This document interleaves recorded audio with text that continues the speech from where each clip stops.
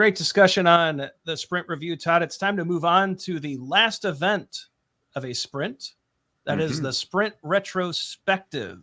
And look how far we've come, Ryan, right? So the sprint retrospective, right? So we just came out of this event. Some time or shortly thereafter, we just came out of this event where we were entirely focused on the product. Got a lot of feedback, changed the future of the product because of it. Right? The product owner was busy updating the product backlog. Now we need to hop into this event. This is an event the whole Scrum team attends. And this is how we improve. This is continuous improvement. Ryan, I love the sticky note that you dropped up there because we just had a product event focused meeting with stakeholders. Now the Scrum team's going to get together. We're going to focus on process. These are two very distinct and different events with two very distinct and different purposes. And zeroing in now on this, that we're talking about it, we're moving away from that product conversation that we just had to talk about how we could potentially improve process. Yeah. And so the time box, for those of you keeping score at home, is 3 hours or less for a 1-month sprint. And as Todd noted, this event is attended by the Scrum team. So Scrum Master, product owner, and developers all participate as full participants as they talk about process and interactions and tools. And they also, something we need to note, inspect and adapt the definition of done during each and every retrospective as well. I'm going to throw that in here. Think different points of inspection amongst others. These are just some ideas that we have. If you're not kind of picking up on it right now, when you're working in the complex domain, there isn't any guarantees or any certainties, but here's just a couple things you may inspect. Ryan, you mentioned definition of done. We have short here for DOD, right?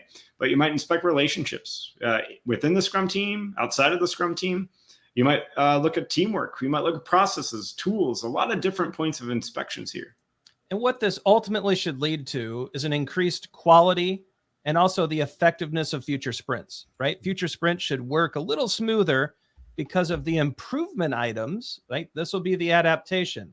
So the adaptation will be 1 to 2 improvement items that the team selects, right? The Scrum team selects to work on during the next sprint, which will ultimately increase the effectiveness of future sprints and hopefully lead to quality gains as well.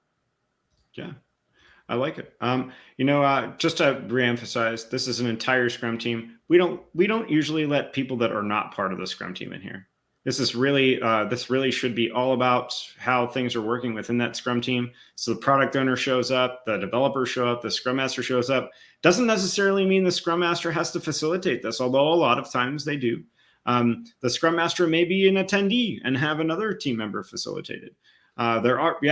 There's many different formats that you can use. You can find them all over the web. We may drop a couple links for the ones that you might want to check out here.